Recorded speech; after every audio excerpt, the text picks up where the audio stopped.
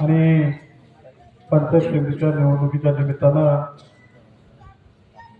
आपल्या सर्वांना मार्गदर्शन करण्यासाठी आणि आपल्या सर्वांची भेट घेण्यासाठी आवर्जून उपस्थित असलेले शिरूर लोकसभा मतदारसंघाचे प्रथम खासदार आणि महाराष्ट्राचे अध्यक्ष आदरणीय शिवाजीदादा आढळराव पाटील, त्याचप्रमाणे भीमाशंकर सहकारी साखर कारखान्याचे चेअरमन बाळासाहेब बेंदे नाना, जिल्हा परिषद गटाचे अधिकृत उमेदवार विष्णुकाका हिंगे, त्याचप्रमाणे पंचायत समिती गणाचे अधिकृत उमेदवार निलेश नामदेव टेमकर, मंचर कृषी उत्पन्न बाजार समितीचे सभापती निलेशराव थोरात, आंबेगाव तालुका राष्ट्रवादी काँग्रेस पक्षाचे कार्याध्यक्ष रविभाऊ करंजखिले, पंचायत समितीचे माजी सभापती आनंदराव शिंदे, त्याचप्रमाणे पंचायत समितीचे माजी उपसभापती संतोष भेव आणि व्यासपीठावरती उपस्थित सर्व मान्यवर, समोर बसलेले आमचे सर्व ज्येष्ठ तरुण सहकारी, माता भगिनी आणि उपस्थित सर्व पत्रकार मित्र, खरं तर गेले 1 महिन्यापासून जिल्हा परिषद आणि पंचायत समिती निवडणुकीचा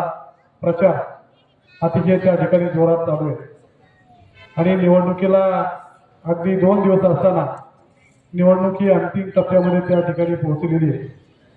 प्रचार करत असताना आपल्या सर्वांचं एकच उद्दिष्ट आहे की आंबेगाव तालुक्यात गेले 35-40 वर्ष ज्यांच्या माध्यमातून या तालुक्याचा सर्वांनी विकास झाला ते या राज्याचे नेते, माजी सहकार मंत्री माननीय नामदार दिलीपरावजी वळसे पाटील साहेब आणि या विभागाचे प्रथम खासदार आदरणीय शिवाजीराव आढळराव पाटील यांच्या माध्यमातून आंबेगाव तालुक्यामध्ये विकासाची गंगा प्रत्येक गावापर्यंत त्या ठिकाणी पोहोचलेली आणि ही भूमिका आपण सर्व मतदारांपर्यंत घेऊन जात असताना प्रत्येक वाडी वस्तीवरती कशा पद्धतीने काम झालंय हे सांगण्याचा प्रयत्न आपण सातत्याने त्या ठिकाणी करतोय आणि समोरच्या बाजूला जे उमेदवार त्या ठिकाणी उभे त्यांचं कुठल्याही प्रकारचं सामाजिक कार्य किंवा गावाच्या विकासामध्ये त्या ठिकाणी योगदान नाही आणि मग मतदारांच्या पर्यंत गेल्याच्या नंतर काहीतरी चुकीच्या गोष्टी सांगून मतदारांची दिशाभूल करण्याचं काम ही मंडळी सातत्याने त्या ठिकाणी करताय. परंतु विष्णुकाका हिंगे यांना गेले 35-40 वर्ष या तालुक्याच्या सामाजिक आणि राजकीय क्षेत्रामध्ये काम करताना आपण त्या ठिकाणी पाहतोय. मग कात्रज दूध संघाचं चेअरमन असेल, आंबेगाव तालुका राष्ट्रवादी काँग्रेस पक्षाचा अध्यक्ष असेल, या पदांच्या माध्यमातून प्रत्येक गावामध्ये आणि प्रत्येक वाडी वस्तीवरती विकासाचं काम पोहोचवण्याचं काम त्या ठिकाणी काकांनी सातत्यानं केलं. निलेशराव हे देखील आमचे तरुण सहकारी आहे. गेले 10-15 वर्ष आम्ही आदरणीय नामदार दिलीपरावजी वळसे पाटील साहेबांच्या खांद्याला खांदा लावून त्या ठिकाणी काम करतोय. निलेशराव देखील सामाजिक आणि राजकीय क्षेत्राची त्या ठिकाणी आवड आहे आणि हे दोन्ही उमेदवार समाजकारणामध्ये आणि राजकारणामध्ये काम करणारे उमेदवार आहेत आणि अतिशय चांगल्या पद्धतीचे उमेदवार असताना आपल्या सर्वांचा पाठिंबा त्यांच्या पाठीमागे उभं करण्याची वेळ खऱ्या अर्थाने या ठिकाणी आलेली आहे. माझ्या अगोदरच्या सर्व वक्त्यांनी विकासाबाबतची संपूर्ण माहिती या ठिकाणी सांगितलेली आहे. मी विकासाच्या बाबत आधीच या ठिकाणी बोलणार नाही, परंतु आपल्या जिल्हा परिषद गटामध्ये अतिशय चांगल्या पद्धतीचं वातावरण आहे.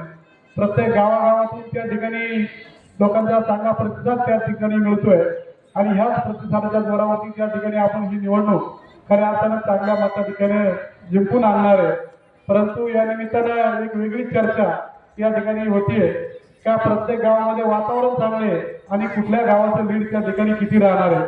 खरं तर दादा या मतदारसंघाचं पारगाव हे सातगाव पठारावरील गाव आहे आणि एका कोपऱ्यात असल्यामुळं सर्वांना त्या ठिकाणी वाटतं का पारगावमधून त्या ठिकाणी काय होणार आहे. परंतु आपण सर्वांना या ठिकाणी विश्वास देतो की पारगावमध्ये आम्ही प्रत्येक कार्यकर्ता गेले महिनाभरापासून त्या ठिकाणी काम करतोय, घराघरापर्यंत माणसापर्यंत त्या ठिकाणी पोहोचतोय. प्रत्येकाचा विश्वास त्या ठिकाणी हा आहे का तुम्ही सर्वांनी जे गावामध्ये काम केलंय त्या गावांना पाठिंबा देण्याचं काम आणि माननीय नामदार दिलीपरावजी वळसे पाटील साहेब आणि खासदार शिवाजीराव आढळराव पाटील यांनी जे उमेदवार दिलेले त्यांच्या पाठीमागे उभं राहण्याचं काम सर्व मतदार येणाऱ्या काळामध्ये त्या ठिकाणी करणार आहे। हा विश्वास देखील या निमित्तानं मी सर्वांना त्या ठिकाणी देतो। परंतु एक अतिशय दुर्दैवी आणि दुःखद घटना गेल्या 28 तारखेला त्या ठिकाणी घडली। या राज्याचे कर्तव्यदक्ष उपमुख्यमंत्री आणि पुणे जिल्ह्याचे पालकमंत्री यांचा 28 तारखेला सकाळी 9 वाजता विमानाला त्या ठिकाणी अपघात झाला आणि त्या अपघातामध्ये दादांना त्या ठिकाणी प्राण गमावे लागले। दादांची बातमी ज्यावेळेस प्रत्येकाला त्या ठिकाणी समजली, प्रत्येकाच्या अंतःकरणामध्ये त्या ठिकाणी हळहळ व्यक्ती, दादा जरी प्रत्येकाच्या घरातले नसले, नात्यातले नसले किंवा गावातले नसले, परंतु दादांनी या समाजासाठी, या तालुक्यासाठी, या जिल्ह्यासाठी जे काम केले ते प्रत्येक माणसाला त्या ठिकाणी माहिती आहे। त्यामुळे दादांच्या जाण्यानं प्रत्येकाला त्या ठिकाणी दुःख झालं। परंतु हे सांगण्याच्या पाठीमागे उद्देश आहे की दादांनी सर्वसामान्य माणसासाठी त्या ठिकाणी काम केलं।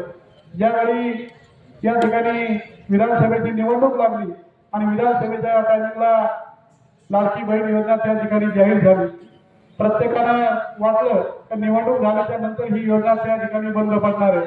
परंतु निवडणूक झाल्यावरती सरकार सत्तेत आलं आणि दादांनी माझ्या लाडक्या बहिणीला त्या ठिकाणी विश्वास दिला, जोपर्यंत मी या राज्याचा अर्थमंत्री आहे आणि जोपर्यंत मी पुणे जिल्ह्याचा पालकमंत्री आहे तोपर्यंत माझ्या लाडक्या बहिणीची योजना त्या ठिकाणी मी कुठल्याही परिस्थितीमध्ये बंद पडू दिली जाणार नाही।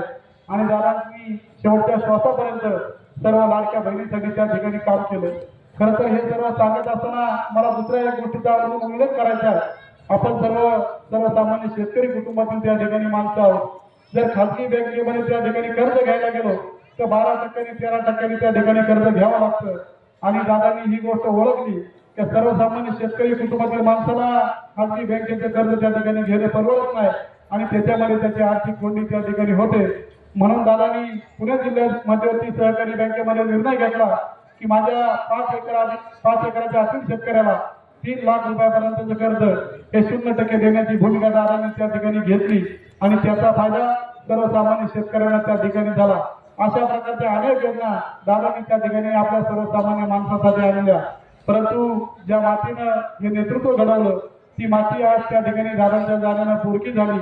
मला या निमित्तानं तुम्हाला एकच सांगायचे की संपूर्ण राज्यामध्ये, संपूर्ण जिल्ह्यामध्ये आणि तालुक्यामध्ये निर्णय झाला की आधी माननीय नामदार अजितदादांच्या पक्षाने जे उमेदवार त्या ठिकाणी उभे केले त्या उमेदवारांना त्या ठिकाणी भरभक्कमाने पाठिंबा द्यायचा आणि दादांच्या विचाराचे त्या ठिकाणी उमेदवार निवडून द्यायचे।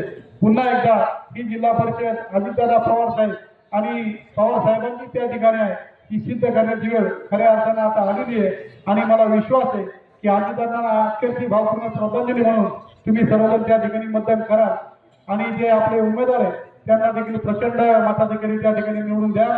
त्यांच्यामधून या परिसराचा राहिलेला विकास हा पूर्ण करण्याची जबाबदारी निश्चितपणाने आपल्या सर्वांच्या बरोबरीने त्या ठिकाणी पार पडतील असा देखील विश्वास या निमित्तानं व्यक्त करतो। येत्या 7 तारखेला